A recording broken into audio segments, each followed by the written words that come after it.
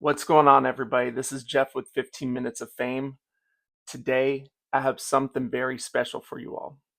For the last year and a half, 15 Minutes of Fame have been publishing reviews, posting them to our 15 Minutes of Fame website. Today, we're going to be doing something very different. We're still doing a review, but this is going to be a podcast slash video review. I'm really excited. This is the very first episode of podcast reviews.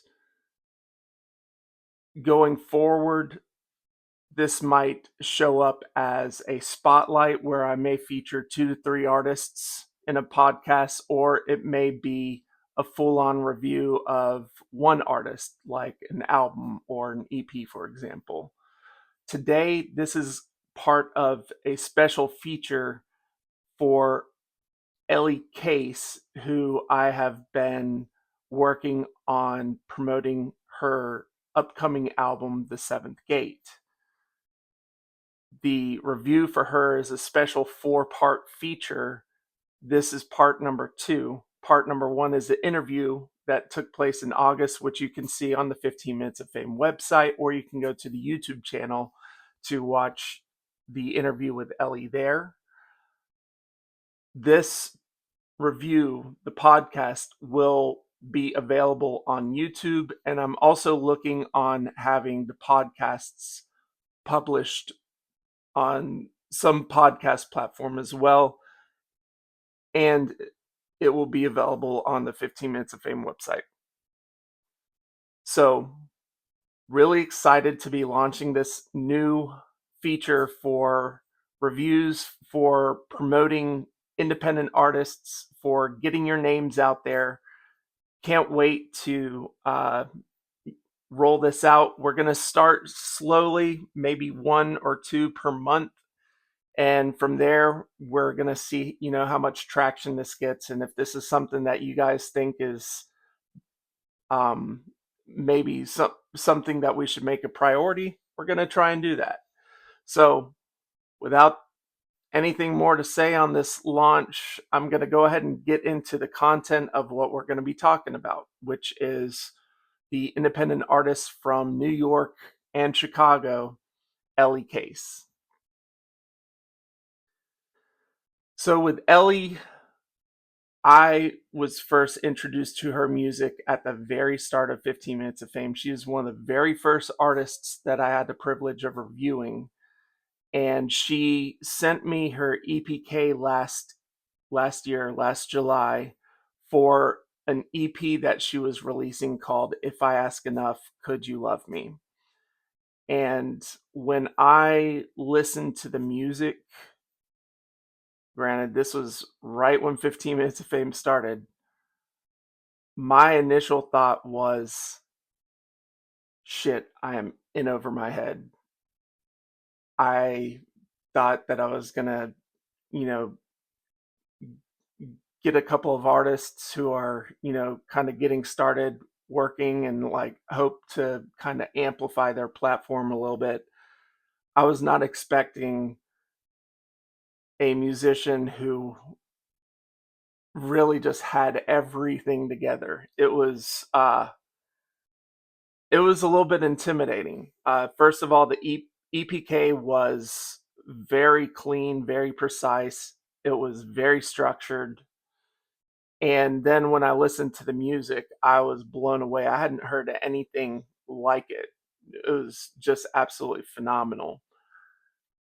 I mustered the courage together to feature her, and I couldn't be more grateful that I did, because getting to know her and getting to know her music has been a truly inspiring thing.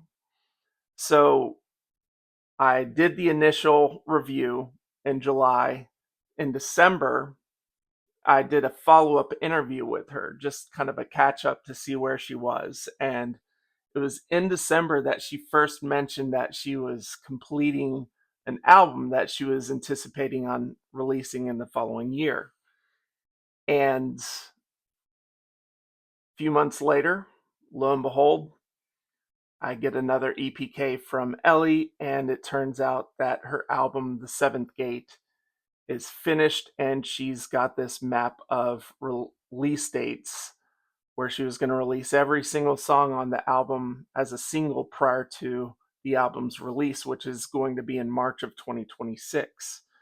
So I thought this would be a great opportunity to really showcase who she is as an artist and what her music is about, because it's really phenomenal stuff. Elly classifies herself as Baroque pop. She is a classically trained vocalist. She has performed as an opera singer. She is actually world renowned as a classical musician known as Elise Kakacek. But as a pop musician, she goes by the stage name Elly Kace. After she released If I Ask Enough, Could You Love Me last December, she put out a single. It's Avalokitesh Kiteshvara. I can't pronounce that word. It's actually in a different language. It's 8 minutes long, and it features sounds that she incorporates in a lot of her music. Elly is a sound healer. She is a very meditative person. She is a yoga instructor, a sound healer. She is very into vibrations of music. And so what's really cool about everything that she does is she kind of encompasses all of these passions that she has into the music. So when you're listening to a song by Elly Kace, you're not just listening to somebody that was like, oh, this is a catchy tune. You're listening to everything that encompasses that song, lyrics that have meaning, sounds that are supposed to emotionally reflect to that moment in time where that inspired that song. I think it's really cool how she goes about doing that, because I think it makes the music all that more relatable. And I think when we start to listen to some of these songs, I think you're going to kind of hear what I'm talking about. So to date, as of today, there are 6 releases for The Seventh Gate. In June, we had Lizzianthesis. July, Even with the Light On. August, The Body. September, Backwards in Blue. October, What Would Be Enough. And today we had the release of her 6th song, Moon, which is on this. We're going to listen to every single song, and we're going to talk about them as they're playing and just kind of get an idea of where she is taking us with the music. I'm going to give my thoughts, my impressions of each song, and then we'll have a final thoughts at the end. So let's go ahead and get into Lizzianthesis. All right, as an opening song, I really think that this one is perfect. It has this nice positive reflection at the very beginning. It's just like this wide open sound. It has like this gentle prog rock feel, like almost a Keen or old Coldplay sound, with those bright guitar parts just really just reverberating over the music. And then she comes in with this nice smoothly vocal part after her backing vocals. I love the da, da, da, da at the beginning of the song, but when she goes into the lyrics here, it's just, she really sells it with a melody, and it's just such a great song when you listen to this verse, and then as it transitions into the chorus, it's really strong. Let's listen to it for just a moment.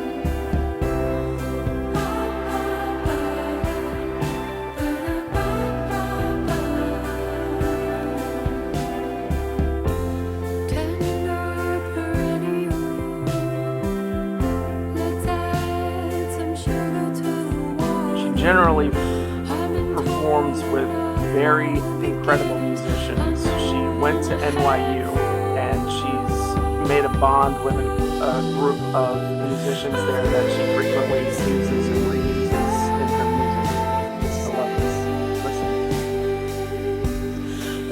to that.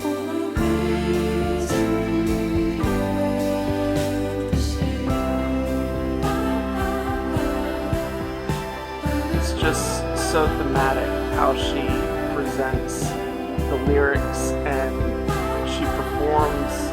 Her voice becomes an instrument. It's so powerful.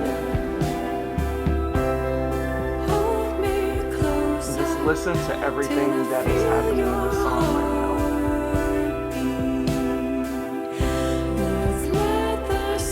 Again, with this artist, everything has a purpose.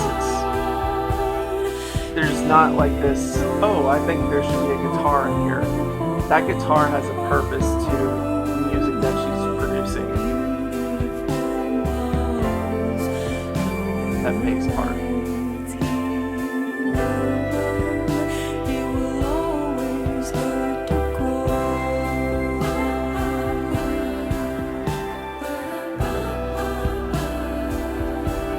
It's just a solid sound. It's an excellent opener for the album. I think it's just this bright, inspiring melody, very pleasant.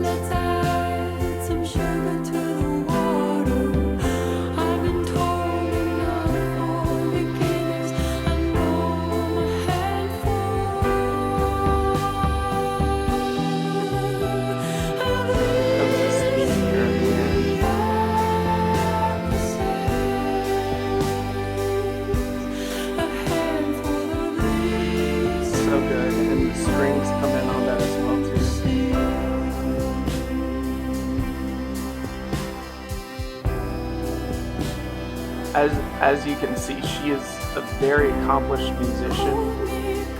She has a very constructed plan for how the song is executed, and she ensures that it follows that process. Everything that's put in here, the ambience that's included into it, it encompasses more than just lyrics and melody. It's very, very strong opener for the album. The next song, Even With the Lights On, she talked to me a little bit about over the interview. This song actually it's inspired by a partner she once had who, I guess, took their own life. So this is a very emotionally layered song. It talks about how she can feel this person's presence sometimes and how she understands it to be like not a dangerous, quote unquote, haunting experience, but nonetheless, it's still something that will, make the hairs on the back of your neck stand up. I thought that was a really eloquent way of kind of explaining, the unknown, when we get into spirituality and things like that. I mean, I don't know if I'm the best guide for, talking to people about this kind of stuff, but I'm a very open-minded person. A lot of you guys know I'm pretty open about, my beliefs and everything, and I'm an atheist. Um, I don't I don't know about souls and spirits, but I personally have had experiences in my life that make me ask questions with regards to that. It could be something that is physically explained, or I could be wrong, and there could be, like this separate part of us that is this spiritual, divine thing that encompasses who we are, that goes on when our flesh and bones cease to work for us. At any rate, it's really compelling to listen to this song and to connect to the emotion behind it. So let's go ahead and listen to Even with the Lights On.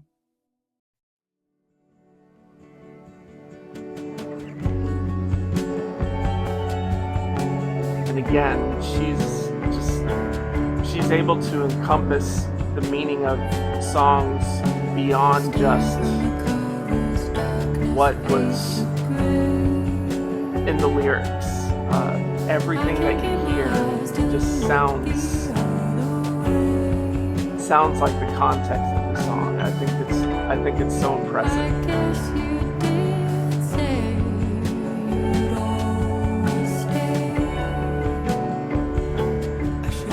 It's just a beautiful piece of music.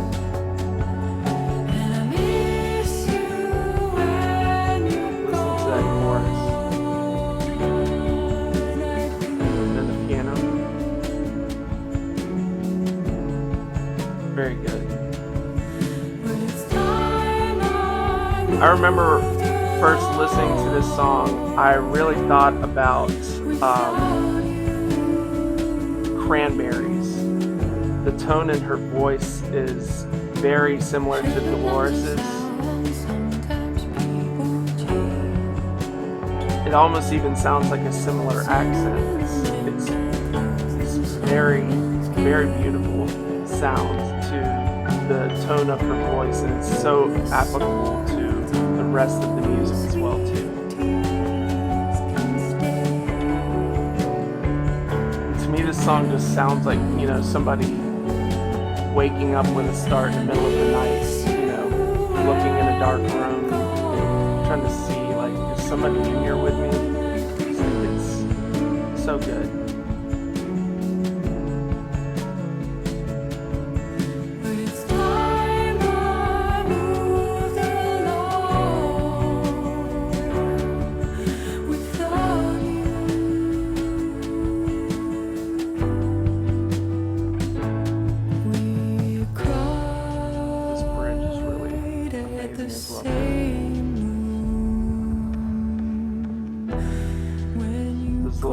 Percussion hits back there.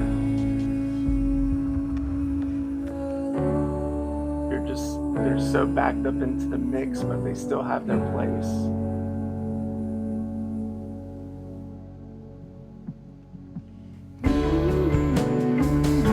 Very good.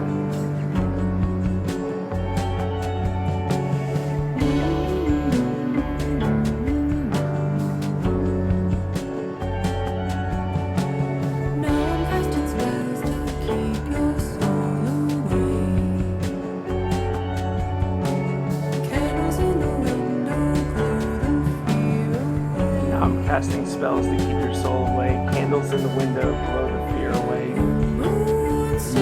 The moon still stings my heart today, even with the light on. Such a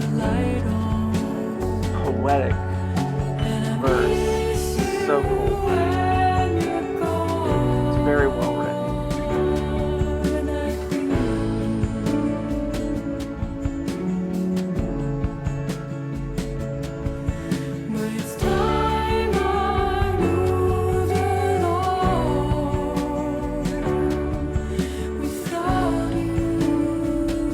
Talking about missing somebody who's gone, but then moving on without them. It's a very, very sweet, very endearing song.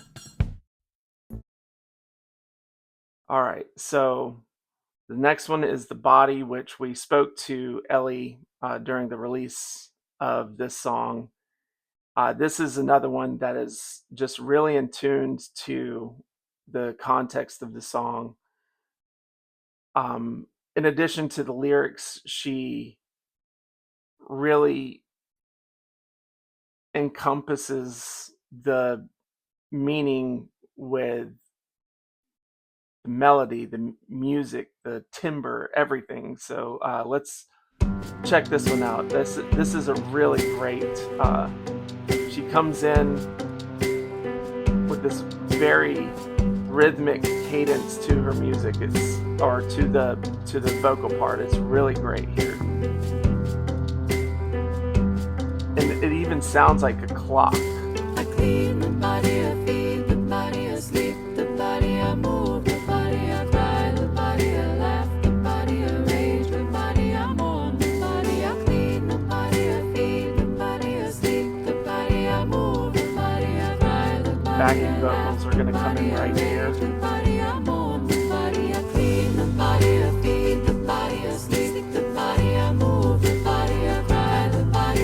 Just it exhibits routine. It exhibits, the day-to-day characteristics of a person's life. Going through your daily checklist of what you do every day. It's so smart. Listen. It's like she's hitting her. That's really cool.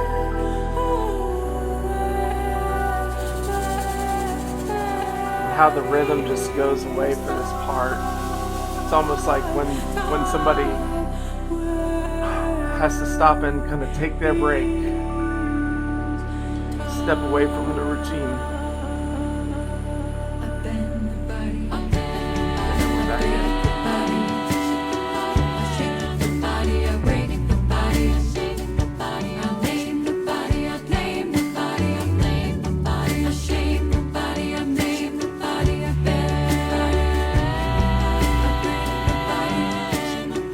Another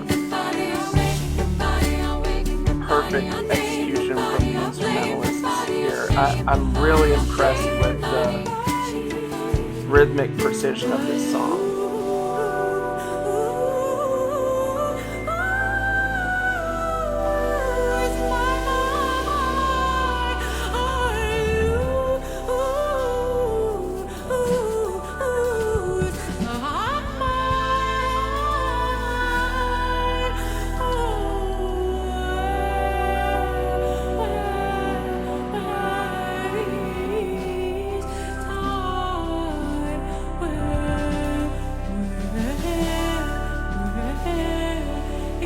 Okay, so we're going to come into kind of a sort of bridge right here. I think it's really cool because it kind of changes theme, right? But we're going to still have like this routine of things, but it's a different routine. Things that are maybe like held to a different priority or importance.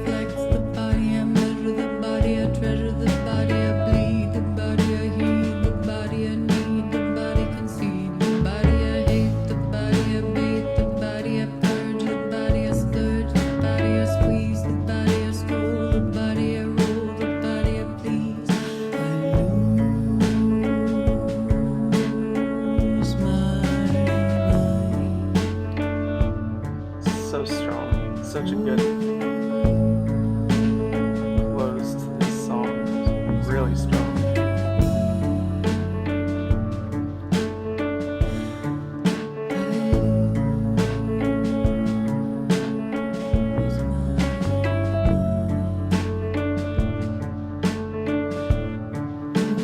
I'm just gonna kind of take this one out.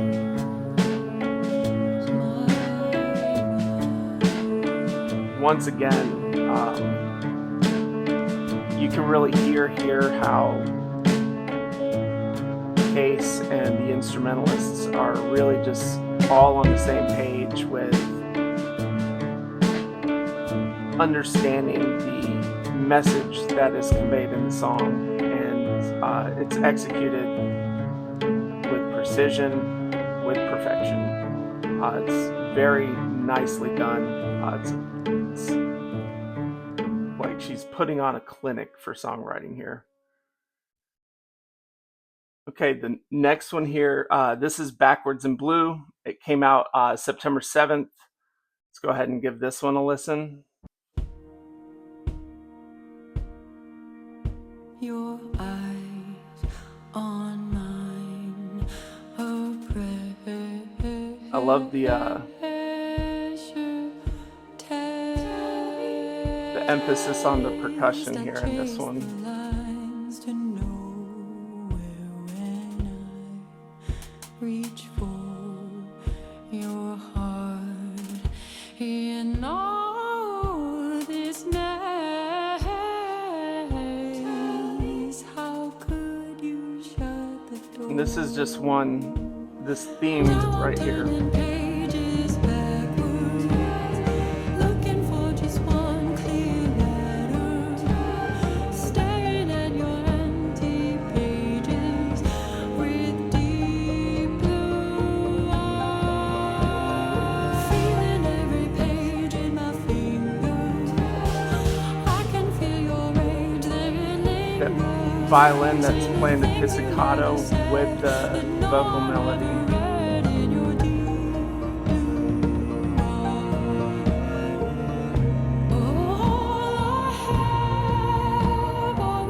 Such a wonderful control over every single note that she's hitting vocally. It's just really strong. Here we come. Here comes the chorus. And just the legato of the piano, that arpeggiated part.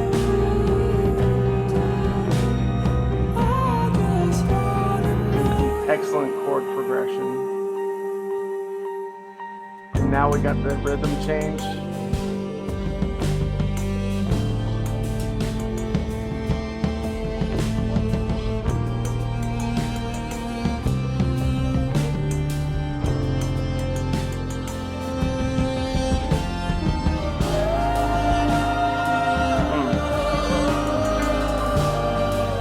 Like switching to the 6/8, but having like this very legato delivery to the music and everything.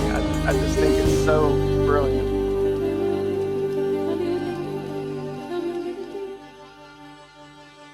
Her vocals, they just fit right in with the strings there too.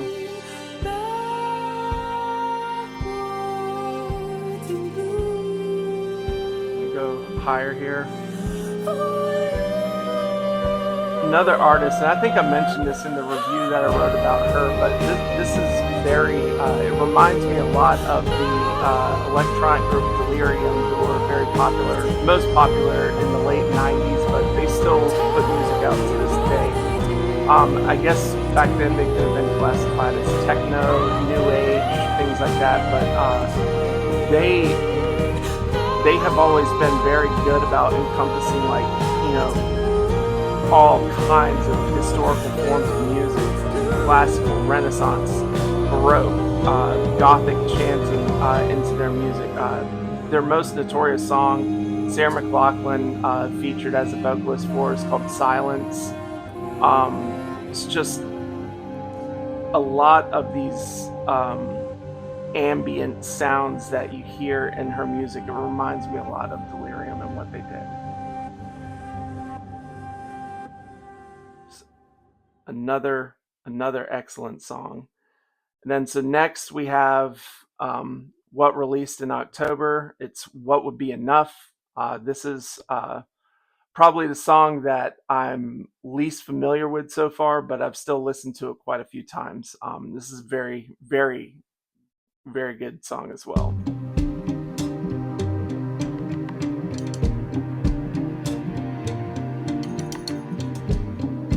What I love about this one is you're going to hear another significant moment where you know, the rhythm of the song really changes.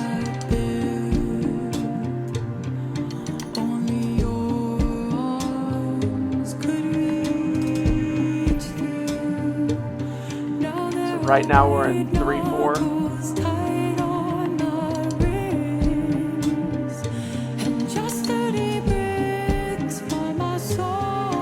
And we're gonna go to 6/8.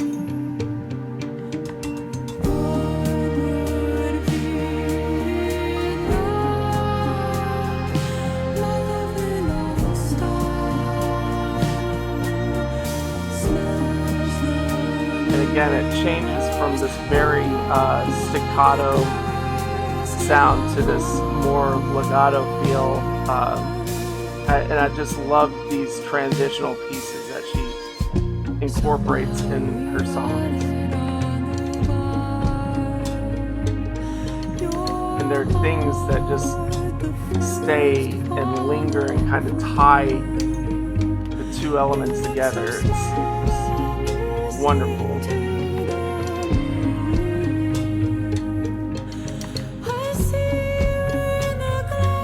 The string work in each of these songs, it's really special what the string musicians are doing here.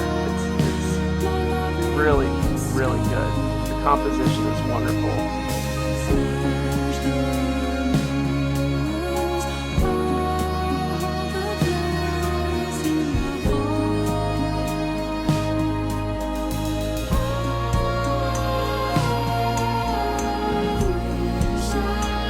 Listen to this chord change. It's so good.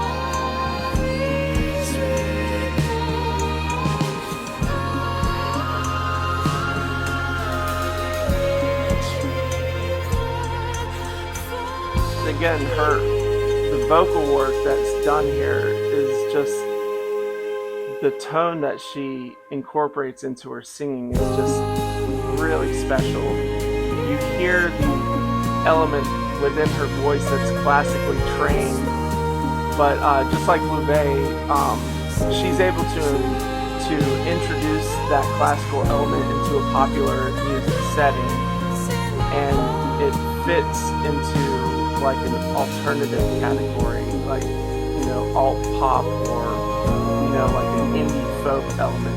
There's a lot of organics that surround her music, so you could maybe kind of look at like some of the folk genres and everything like that. But I really think the truest statement of her music is how she defines it, which is Baroque pop. I love calling it that, and kind of giving it this less popular or less known genre. And I do think it's something that an artist like Louvet could really find, like she could find a place in like that same style of music, just like Louvet.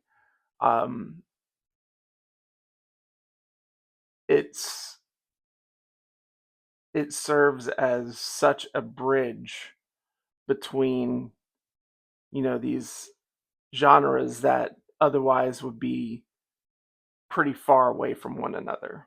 I think that's really cool. Now let's go ahead and check out the newest single, Moon, released November 19th, 2025. So I've heard this one a few times. I really like this song. I think you guys are going to really enjoy it as well too.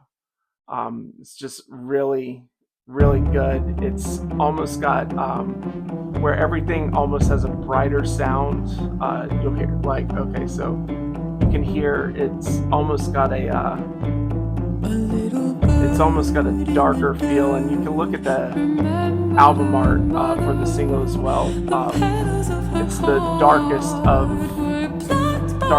the 6 songs, and this song almost kind of comes through with that, like you hear this darker element of the music here. There's some really strong vocal work as well in this one too. Listen to those triplets going down there. That's great. To a picture.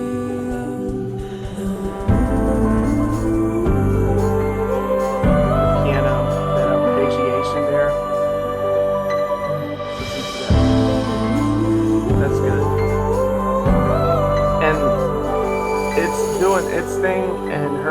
vocals are just sliding up in The this stars were complete so independence, but it's quiet, all the just little bird couldn't see in sync with one of the another, nightmare of living, independently the in unison, and that's the thing. fear that it brings. So she cried to the clouds, She doesn't live within pour this her melodic theme that, she doesn't write the music in a way that's like, follow this You see, blueprint like they most all traditional go songwriters away, do, and I drink in it more popular in like music. medicine.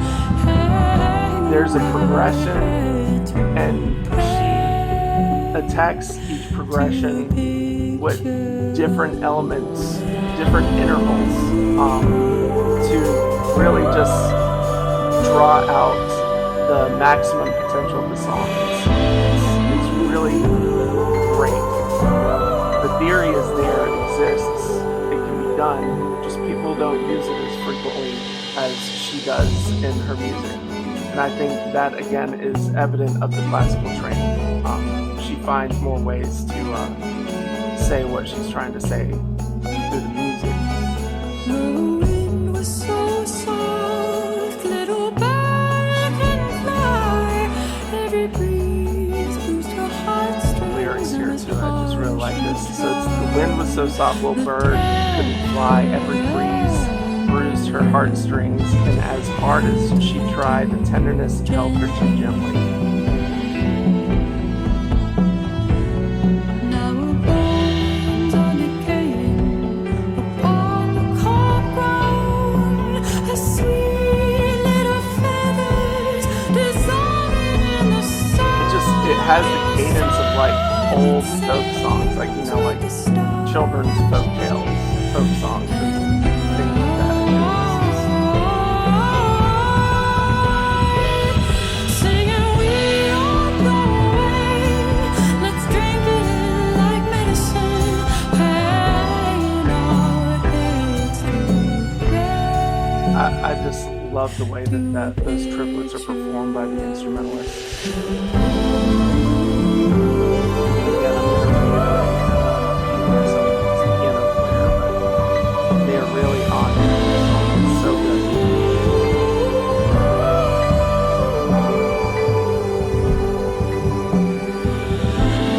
Just so many little sounds that are everything has this brilliant purpose. The tom work on the drums.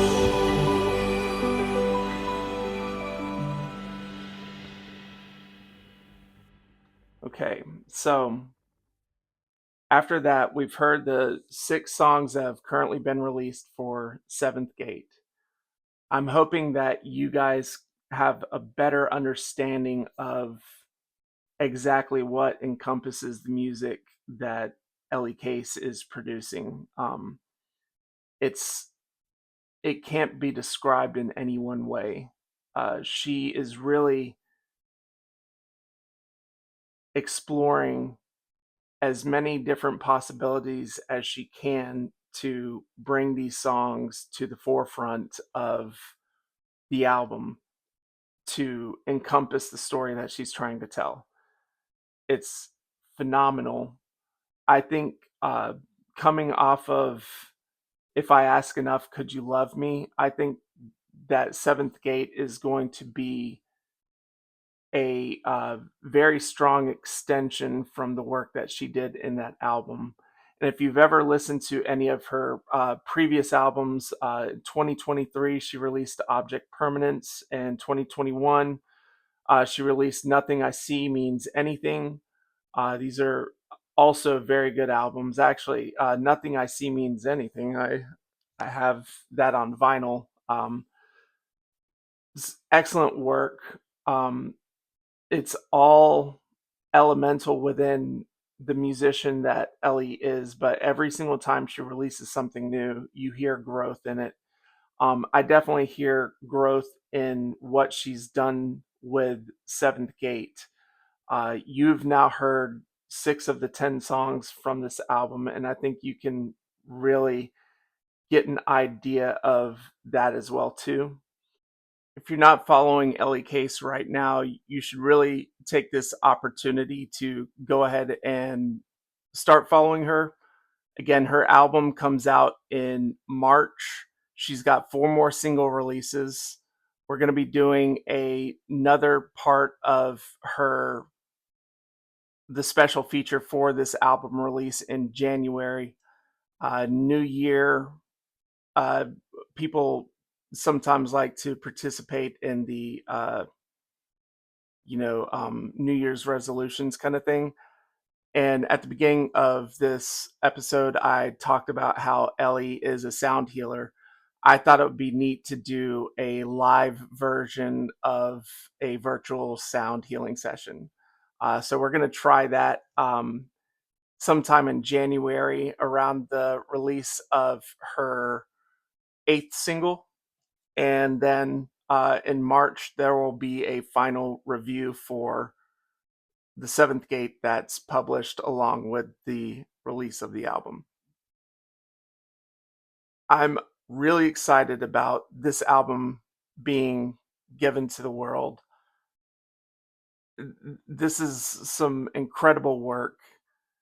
Really make sure that you are following Elly, follow her socials, follow her on Spotify, on Apple Music, on Bandcamp, everywhere you can. Just make sure that you are staying up to date with everything that she does. Her social media platforms are so cool because she really kind of talks about a lot of the sound healing processes and things. And I mentioned she was also a yoga instructor. She talks a lot about that as well too, and she hosts some of these sessions herself, and you can kind of see a little bit more about what she does. Very interesting person, very interesting musician. um this is it's these types of relationships, these types of connections that really makes 15 minutes of fame what it is to me. I hope that you guys can appreciate what I'm trying to show you. um and you know let's try and support one another, and let's check Elly's music out, check out her work, check out her mission and her message. It's really truly an inspiring one. So that's all I got. 7th Gate, March 2026. Super excited about that. Little sidebar. Um, I also have an album that's about to come out in January. First single is going to be dropping in 2 days on Friday, the 21st, Drakes Creek Park. I'm thinking I might drop it a day early, so you might see it come out on Thursday on Bandcamp. And really, really stoked to be getting this music out to you guys. So I hope you listen. I hope you enjoy.